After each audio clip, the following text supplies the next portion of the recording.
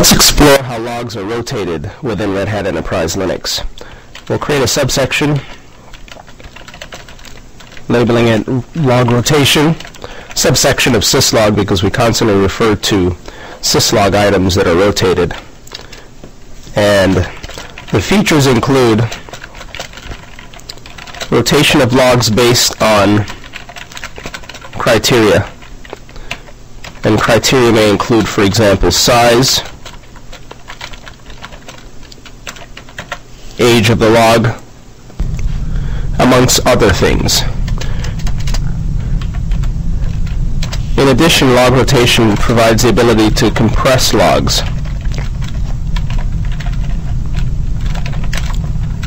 As well as to maintain logs for a defined period, such as a few weeks, a couple months, or even a couple years, depending on your log retention policy.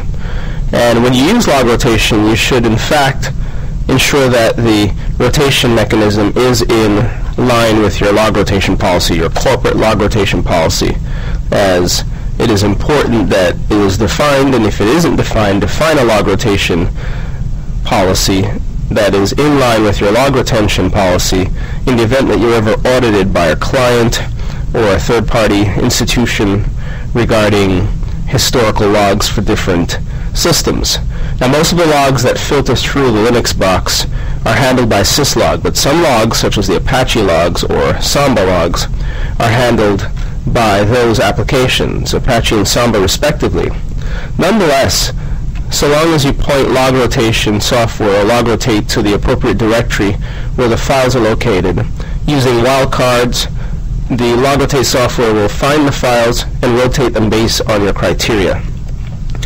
Let's identify the package which represents Logrotate, and we'll do so on the remote system. That's fine. It's the later edition of Enterprise 5 anyway. We'll RPM query all grep Logrotate, and the version of Logrotate will be returned momentarily. Major version 3, which is the same version found on Enterprise 5.0. Let's go ahead and query all grep on the local system. And you'll see that it's also major version 3.7, minor version 4.7. So both versions are identical, despite the fact that the Enterprise version is off by 0.1 in one instance. So let's enumerate the contents of the package using RPM query list Logrotate. And when you interrogate RPM packages, you don't need to specify the numeric portion. Generally, the unique portion, which is the alpha section, is all that's required to enumerate the package. Now, sometimes a numeric may be a portion of the main name or the alpha section, so you may need to, at that point, specify an alpha numeric, but generally it's just the alpha section, such as Logrotate. As you can see, Logrotate provides a whopping number of files. In cron.daily, there's an entry for Logrotate, which we briefly looked at, which is where Logrotate is executed from on a daily basis. There's a primary configuration file in etc, which we'll be looking at in a second. And there's a logrotate.d directory where you may place entries for additional programs to be rotated. So let's just identify some of the key files. Primary config file and the logrotate.d directory for logs to be rotated, and you place beneath that directory one file per log type that you'd like to have rotated based on criteria. The primary program is beneath user sbin. Programs that are beneath sbin of any form, whether beneath /sbin or user sbin, tend to be executable only by the root user. And then there's documentation, as well as a file which is maintained beneath varlib to contain statistical information regarding Logrotate's previous executions, similar to Webalizer's varlib Webalizer entries, which keeps track of its stats so it knows what it's done and can pick up where it left off. Without this file, logrotate.status, Logrotate would have no idea as to what it has recently done, or it wouldn't be able to keep track of the items that it has rotated, and consequently rotate the entries that are, or the files that are to be rotated each and every time. It's smart enough via logrotate.status, logrotate that is, to pick up where it left off. So for example, if it's rotated 5 of the 10 files for today, when it runs a second time, it will only attempt to rotate the remaining 5 and not the original 5, unless you override using the -F option to force logrotate to rotate all 10 files, supposing of course you have 10 files to rotate. With that said, let's examine the contents of the primary configuration file, logrotate.conf. We'll use the less pager, and what you'll see are some defaults that apply unless you override them on a per log file basis.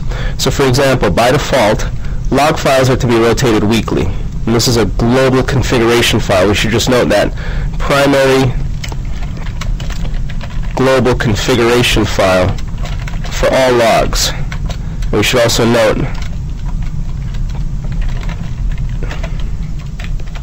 that the entries in this file can be overridden that is, by context-sensitive files, i.e., a file for Apache with its directives would override similar directives in the global configuration file, such as the interval at which the file is to be rotated. The default global setting is weekly. However, you could rotate daily, weekly, monthly, and so on. How many backlogs to keep? If we're rotating weekly, this means we'll keep 4.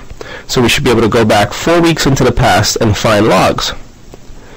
A new file will be created, a new log file, as opposed to reusing the old file. Compression is turned off by default, but may be turned on a per log basis or on a global basis. Compression is ideal for systems that are very busy creating large log files. Additionally, any item found beneath etc logrotate.d, as mentioned, will be included in the overall configuration. So individual files, let's say for Apache Samba and so on, will be included in the main configuration read by logrotate. So when logrotate is called and it reads etc logrotate.conf, it includes any items found beneath etc logrotate.d. Here we see a block defined for the file which maintains logon attempts, varlog wtmp, with directives that override the global settings regarding when the file is to be rotated, the creation settings, and how many times or how many backlogs are to be kept. So for varlog wtmp, it's rotated only monthly, or every month. It's created with the permissions 664, which means read, write, read. It's owned by root and the group UTMP. So you can assign permissions using the create directives or create directive in a logrotate entry. Instead of rotating for 4 weeks, it's rotated for 1 week. You may also include other log entries here, but the suggested way to configure other log entries, like for the Cisco file that we've created, is to create a distinct file and deposit it in etc logrotate.d. So this file is very straightforward, and again, no need to memorize the settings that are applicable, the directives. Simply run man logrotate.conf from the configuration prompt or from the shell prompt, and I will return all of the applicable directives. So man logrotate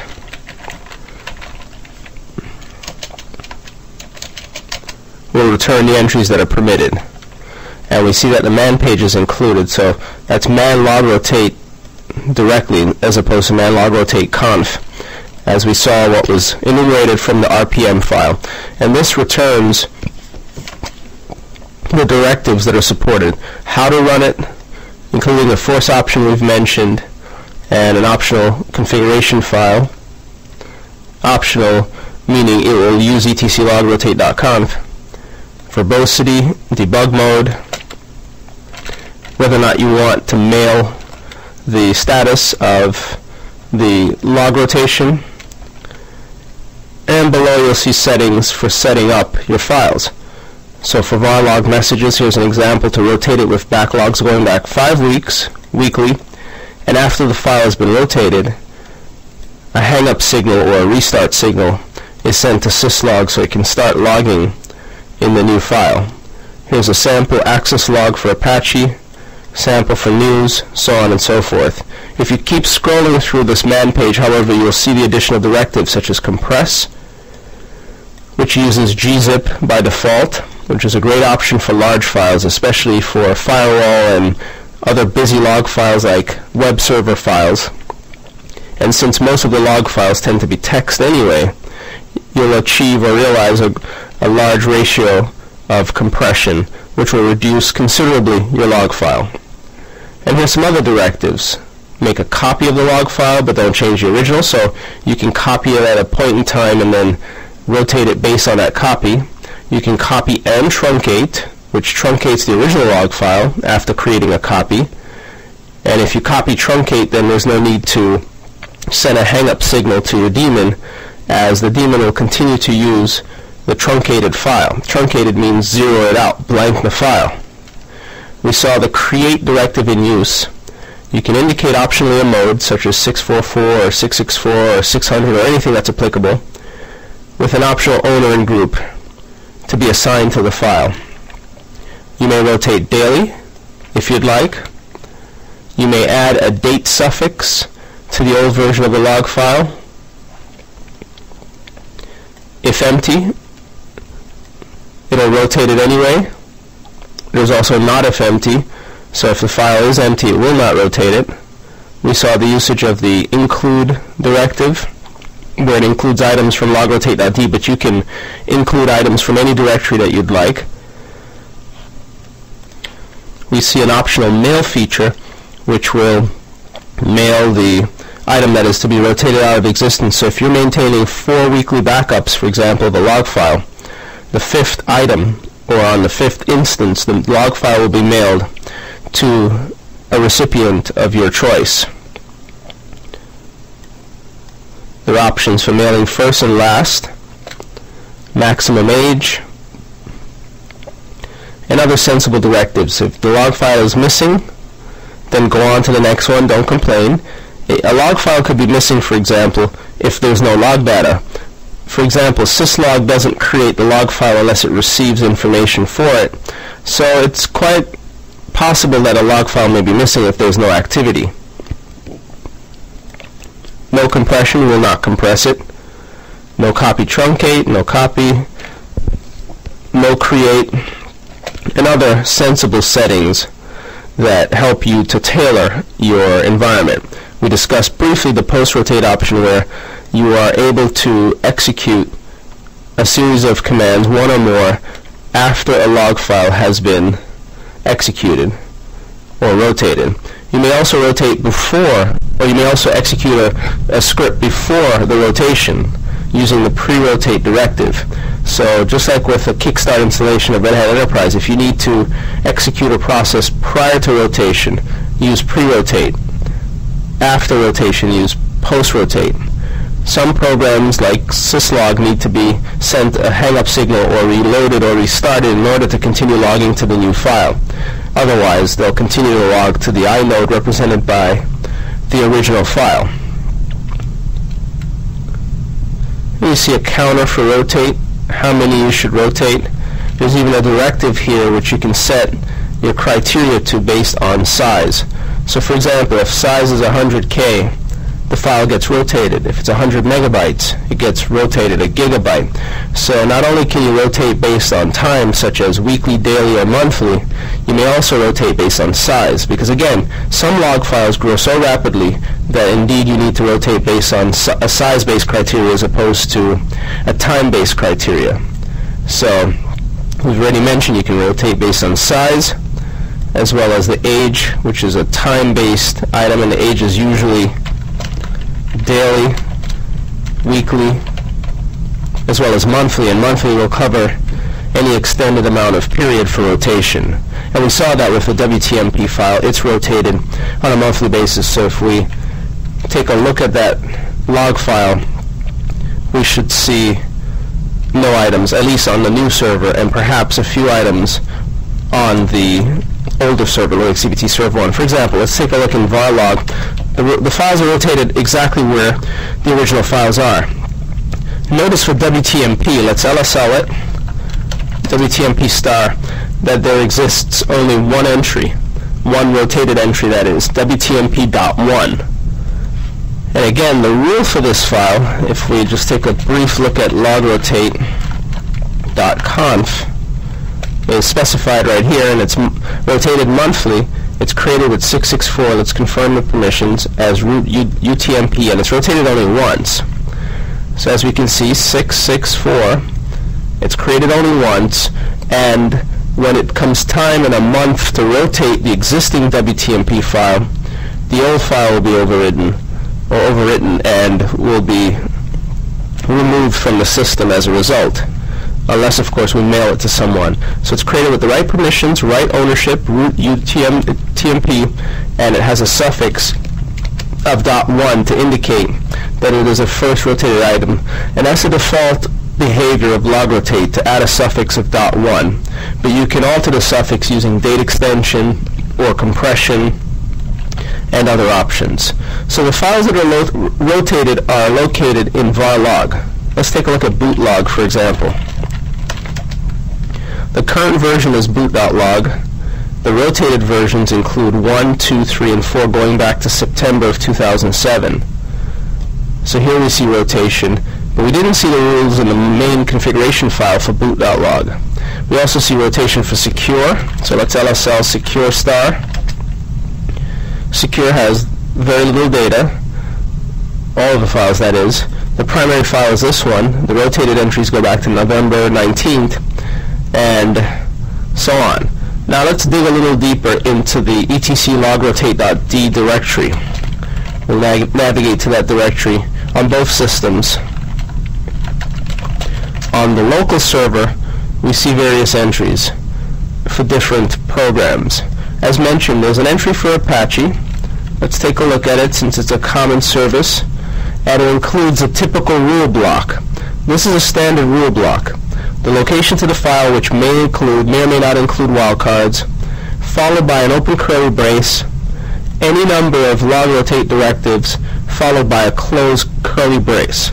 So let's copy this Apache block and describe each of the items briefly. So this is the HTTPD entry for Apache, used to rotate Apache logs. And here we find the contents. We've pasted the contents of the file. So when you set up a logrotate rule, you indicate one or more files, which may or may not include wildcards. In this case, Logrotate will search varlog HTTPD, and on other distributions of Linux, perhaps varlog Apache 2, in search of files that terminate with LOG. So let's take a brief look at varlog HTTPD. And in this directory, we currently see nothing because Apache's never been started. If it's missing, that's okay, because we're not running a web server on this system. It will not rotate it if it's empty. And there are shared scripts that are to be used. The post-rotate script, which will restart or send a hang-up signal to the Apache process. Here we see a kill hang-up signal being sent to a bash extraction of the process ID for Apache that's running at any given time. And it, as a result, will send a restart and restart the Apache instance, which will cause it to log to new entries. But nothing's being logged because Apache isn't running. Now this is just to give you a sense for how you would lay out log rotation in any event. On the remote system, let's navigate into etc logrotate.d. We're going to see similar entries here, such as min-getty, that's a min-getty process, ACPID, syslog. Syslog is of interest because it handles logging from many of the daemons. So a brief look at syslog on a remote system reveals what exactly happens with a syslog entry. The syslog entry rotates several files. the main varlog messages, which is a catch-all log file, the security file for the auth-priv facility, the mail log file, regardless of your mailing daemon, so it could be postfix, qmail, or sendmail, or exim, or any other mailer that supports the mail facility, the spooler, which is used for cups for printing, the boot log, and the cron log. These are all entries that get rotated as a result of the syslog entry. All of these items share the following post-rotate script, and that is, after the rotation of all of these log files, then and only then will a hang-up signal be sent to the syslog process. And again, we see bash extraction using backticks to ascertain the PID of the running syslog instance. In fact, if we copy this and run it from the shell, you'll see that the PID for syslog is returned, and if we psef grep 6395, you'll see that indeed it's syslog. So that is how Logrotate is able to tell what process ID syslog currently is running as, and is able to send a hang-up signal to that process ID after it has rotated all of these log files. Now, if you set up a new logging entry, let's say as we have done for the Cisco router, using syslog, and you need to have that item rotated, then you should place it within the syslog file, as opposed to creating a separate entry, since the log file is handled by syslog. So our task, as usual, is to set up rotation rule for Cisco log. Now, our Cisco log file is very small, so perhaps we should rotate it based on size as opposed to age. Let's take a brief look at varlog cisco-router.log. In fact, we'll copy this path as we'll need it when we modify the syslog logrotate entry. As you can see, it's only 428 bytes, so it really contains nothing. So we need to set criteria based on a very small size to rotate it. And again, as mentioned, if you man logrotate, you'll see the size-related directive, which allows you to indicate log rotation based on size. Here we see size equals 100K, but in our case the file is not even 100K. So what you'll do is find the size directive, and the directives are arranged alphabetically. So navigate on down to size to see how it can be used. Now notice, according to the documentation, if size or the number after size is followed by K or M, then it's interpreted as kilobytes or megabytes. Otherwise, the interpretation is simply bytes. So we can set our rotation, let's say, based on 100 bytes by indicating simply size 100. Let's go ahead and update our configuration. We'll nano syslog and simply append before the curly braces the path to the Cisco router file. Also ensure that everything is accessible, because on one line as nano tends to wrap it, and this will cause the Cisco router file to be rotated just the way the other files will be rotated based on global settings. But there's a catch here. The Cisco log file should have its own set of settings. So with that said, let's copy this entire entry, or save it as a totally different document, that is. So we'll Control-O, or copy it. We'll copy syslog, because we've thrown in a curveball at the last section, which is we want the file to be rotated based on a very small size, as opposed to the other rules that apply to the other files. Again, the current syslog file will rotate based on the rules, the directives defined in the etclogrotate.conf file. We know that because syslog doesn't define directives for the amount of times to rotate and the other criteria-related information. So let's copy syslog to Cisco, then modify Cisco, and then we'll remove the other log entries and define some special entries for the Cisco router file.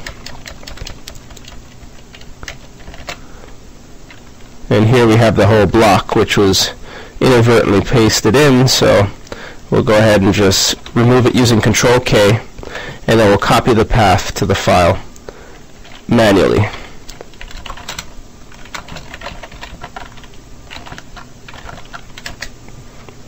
and this is the full path. We'll paste it.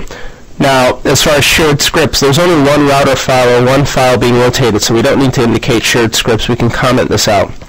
But we do need a post-rotation script to execute, and that is the restart or the hang-up signal to be sent to the syslog instance.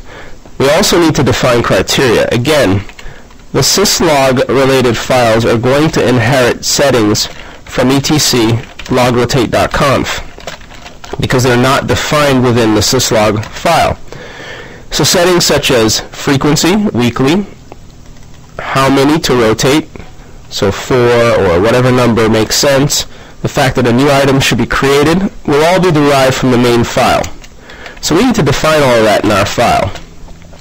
So we want to rotate, let's save it for 52 rotations, or if we're going to rotate based on size, maybe even more.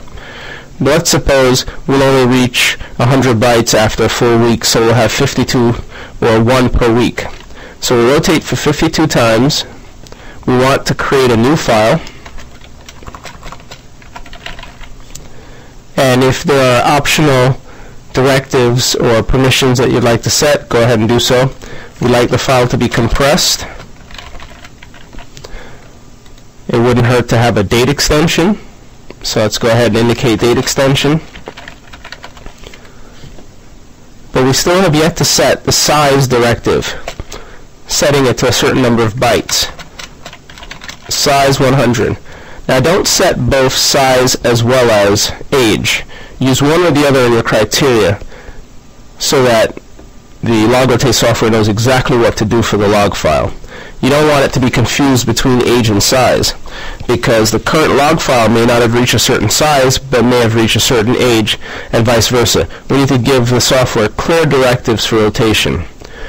So again, we're going to rotate 52 times. We'll create a new file. And again, if you need specific permissions, one place to start is by looking at the existing file. As you can see, it's owned by root. So this would be an option to apply.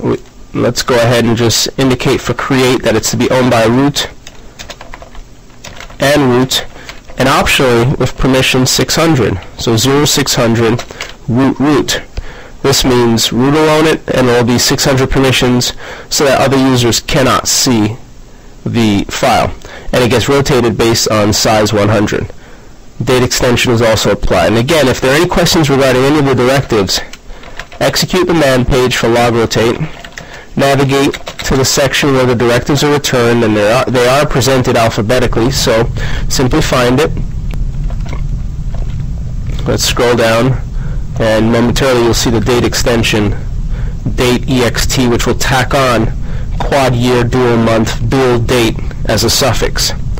You may also indicate an extension of your choice. Log files with ext can keep it after the rotation is used. So if you wanted to, you could tack on an additional extension, which will cause your file to not be rotated out of existence. With that said, let's save the changes to the Cisco file and just confirm that it exists, and it does. So now we can execute log rotation similar to the way it's executed daily. If we navigate to etc cron.daily and take a look at the existing settings for Logrotate, you'll see that when it executes, this is the main command line, Logrotate followed by the path to the log file. So we can execute it similarly, which is again Logrotate, which is in our path, etc logrotate.conf. This will execute and update its status file, and if any of the files have met the criteria defined in any of the files in logrotate.d as well as the primary configuration file, they'll be rotated as well. But sometimes, based on the status file, the entries do not get rotated unless you force a rotation because they were recently rotated. So that's something else to bear in mind if you don't see any updated results in your log files. Now let's take a look at our varlog directory. There we see the file has been rotated. It still has its prefix of cisco-router.log, Now it has a date extension followed by the GZ suffix and its 265 bytes. The new file is available as a 0-byte file. If we execute a file against Cisco star, we see one's compressed, the other is an empty file. And we can always zcat the compressed version of the file to examine the contents, and you'll see what entries are there. So with that said, the rotation worked, but again, sometimes you need to rotate with a forceful rotation. So we created an entry, just to recap, create entry in etc logrotate.d based on etc logrotate.d syslog. So we created that entry, we modified the entry to rotate based on new criteria, then we executed or we rotated using logrotate and the path to the primary logrotate configuration file. Sometimes, however, you may need to force the rotation. So force using -f.conf. And now every time logrotate runs on a daily basis, if the Cisco log file meets the criteria, it will rotate it. Now generally, for a router configuration log file, the rotation is based more on age and less on size. But again, it depends on your environment. If it is to be based on age, then update your criteria, that's nano Cisco, so that it's based on age as opposed to size, by inserting a directive such as daily. This will rotate the file daily whenever logrotate runs, and will rotate it for 52 days. If you want to keep, let's say, a year's worth of files, then indicate something like 365.